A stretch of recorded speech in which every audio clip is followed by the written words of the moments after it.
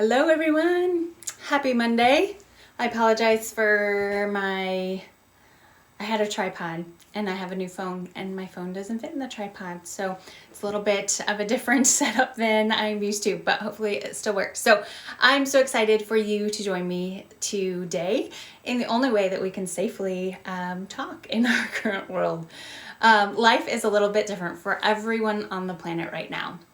Day-to-day life has changed. Some people, it's changed a lot, and some people not so much, but this is something that has affected everyone on the planet. And so the crazy thing is that we don't actually know when this will end. There's no telling if this is going to be something that lasts for, just a few weeks, or if it's going to be even longer than that, most likely a lot longer. And what we're realizing is that when this does end months and months from now, it's going to be gradual, and it's probably going to change a lot of things about the world, and we don't know what things are going to look like. And so it's scary and it's frightening for a lot of things, for a lot of people. But I want to back up and just kind of explain a little bit about myself for those who don't know. I spend hours each week studying psychology, learning about how our brains work, and researching how we can live a better life. So I'm a graduate student pursuing a master's in psychology with a focus on positive psychology. Positive psychology is basically the study of how we can live better lives. This is also one of my biggest interests and passions in life. So I'm kind of a nerd, and I read a lot of books and articles that are all about how we can live better lives, even outside of what I'm assigned to do for my degree. So as I contemplated how I can help and what I can do to kind of offer some kind of perspective on this current global situation that we're all facing, I thought I could begin to share some thoughts that might help us all figure out how to live a little bit better during these strange and difficult times. So my plan is just to pop on video to share just a few brief thoughts and ideas that can help us thrive while we're staying at home and working to overcome all these challenges that we're facing. I'm also going to share a few questions at the end each day that will just allow you to kind of think and ponder your own situation, your own thoughts, and your life situation. And I don't want you to just think about these questions in your brain. I want you to actually take out some old-fashioned pen and paper and write down your thoughts, do some journaling so that you actually get the best benefit from the questions. So today I want to talk about dealing with change. Obviously, change is something that all of us have been dramatically and drastically and suddenly thrown into in recent days, and change is not easy for most people. Heart disease is something that when you have something wrong with your heart and you go to the doctor and they have to do surgery, they don't just send you home and send you on your way. They give you a long list of things to change. You have to change the way that you eat and your exercise and your sleep and your stress and all of these things. And with heart disease patients, the things that they're told is you have to change or die. Like, that's your alternative. You either change these things or you die. And what we know is that for most heart disease patients, change is too hard. And most of them are not successful at making those major lifestyle changes because it is such a drastic thing. And for all of us in our situation now, around the world, we are being asked to change in dramatic ways, at least temporarily, long-term temporarily, but temporarily. And it's maybe not change or die. Like, there's a lot of us that are probably not going to die from this, but it is change or lose your mind. Literally, that's what we're facing right now. We're all home. We've got kids at home.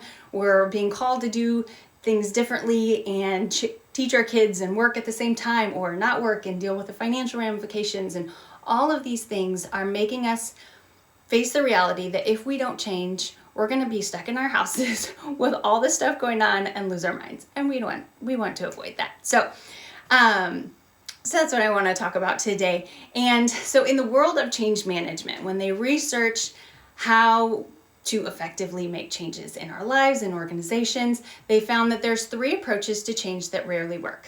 Those are known as the 3 F's. And those are facts, fear, and force.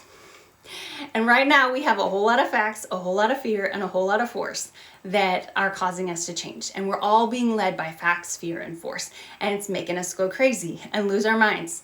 And so we've got facts every time you turn on the news or open up your phone. There's all kinds of facts coming at you about the circumstances around Corona and what we need to do and how we can approach it and all those types of things. And facts are good. It's important to have that information so we can make good decisions, but that can't be the only thing that we're doing to lead us to make positive changes in our circumstances. The next one is fear. We've got a lot of fear going on. Every time you scroll through Facebook, there's more people making you fear. You're probably fearing, like, what am I going to do if I lose income? Or you already have lost income, or the economy's tanking, or what if I get sick? What if someone I love gets sick? What if someone I love dies? Like, there's so many thoughts that we're thinking that are causing us to fear and make decisions out of our fears. And then the third one is force. The government has forced the schools to shut down, and now I'm a teacher while I'm also working, and that is stressful and difficult. The government tells you you can't leave your house. Your employer tells you that you can't come in or you can't work anymore, or so many things. Force is a big issue right now. So facts, fear, and force are the things that we know make change the hardest, and that's what that's what's driving most people right now, is those things. And so we know that those aren't healthy, those aren't good ways to make changes. So fortunately for us, there are 3 approaches to change that actually do work. And these are known as the 3 R's. That is relate, repeat, and reframe. So I want to go through those because those are really important and they're going to help us over the next however months or whatever that we're in this. Relate. That is something that is both really hard and really easy right now. The really easy part I want to start with first. Everyone on this planet, besides maybe some remote like tribe in Africa, everyone on the planet is dealing with coronavirus right now. We all are being impacted. We're all being asked to make changes. There's all kinds of drama. So when you're thinking about relating, like most crisis situations that you face, you feel like you're alone, that you're the only one that's experiencing this. But in this situation, we're all in this together. We are all experiencing this. So it helps to relate, to know that you're not alone. But the problem is we can't relate face to face. I can't meet you for coffee, and we can't talk about how stressful this is, and we can't hug and, really have that sense of community that really is so important to help us through. And that's where relate is hard in this situation. So for us, we need to find new ways to relate to people, to find that support, that community, and build those relationships, even as we practice safe social distancing. So if you are doing most of your relating through Instagram and Facebook comments, I would like to encourage you to maybe broaden your horizons here.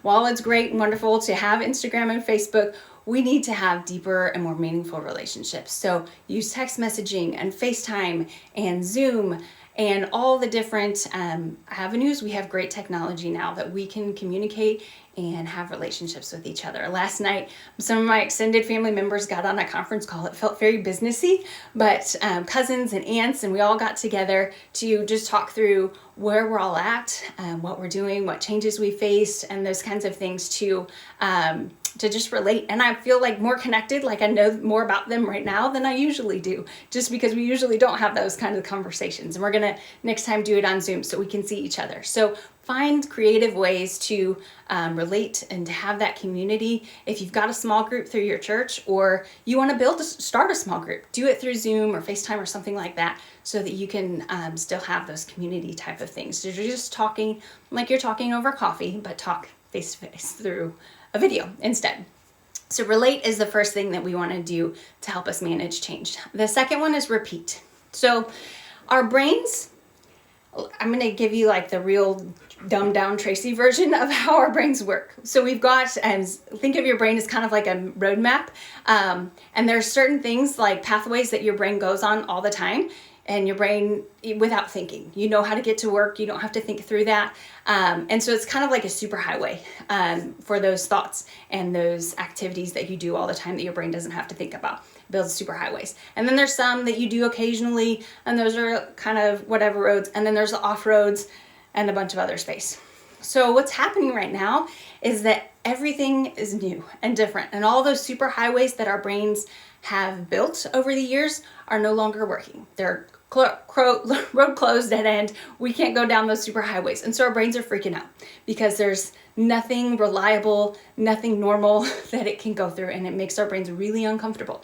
And so what we want is to put some repetition into our lives. We're in this, like I said, for the long haul. We've got at least several weeks, probably a couple months of some kind of changes here, and that we're gonna have to get used to. So figure out some new habits, some new routines, some new thoughts that you can think, that you can just repeat over and over and over. So teach your brain that it's okay, that we've got this, and to give it some peace. So every day, if you've got a new normal of, you're working from home now and you're teaching the kids, figure out a routine for how you're going to start your day and do it every day. And just keep those routines and just keep repeating it each and every day. And do that the same thing with thoughts. If you've got a thought that's really helpful for you of a way to think about this and approach your situation, put that on repeat in your mind, and just kind of how the Bible talks about dwell or think on these things, think about it over and over. Just meditate on those thoughts that you know are serving and helping you. Help your brain not freak out by repeating. And then the third thing is reframe. And this is where we see our situation in a fresh and a new way. And that's really important right now, because a lot of us are using what we're seeing on social media, and we're using the uncertainty and all of the unknown of our situation to freak out and just to have a lot of stress and anxiety and fear. And it's not serving us. It's not helping. And so what I want you to do is just think about the thoughts and the way that you're viewing this situation and consider, is it helping you? Is it serving you to think the way that you're thinking right now? If you're thinking, this is miserable and I hate this, I'm so stressed, I wish my kids would go to school, I wish that this wasn't happening, is that actually serving you? Is that really helping you in experiencing a good life in this situation? And if it's not, what I don't want you to do is feel guilty and beat yourself up for feeling the things that you're feeling and for thinking the things that you're feeling. That's not the point of this exercise. We're not looking to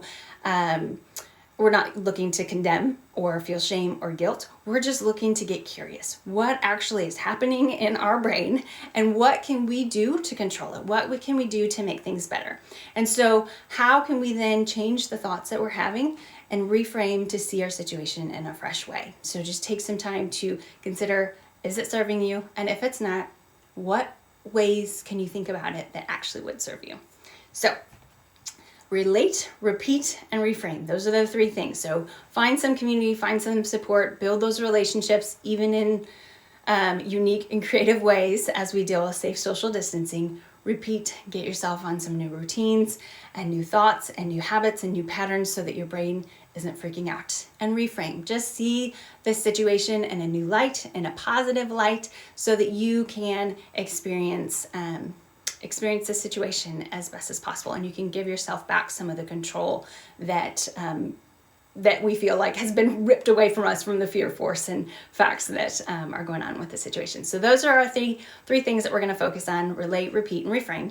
I have 5 questions. I'm going to create a post on my feed and maybe even in my stories that actually write out these questions, so you can take the time to think through them. But remember, when you're going through these questions, you want to journal them out, write them out, because that's going to give you the most power in actually seeing what your thoughts are and being able to make some changes that will be beneficial to you. So the questions are: in what specific ways is the coronavirus affecting you?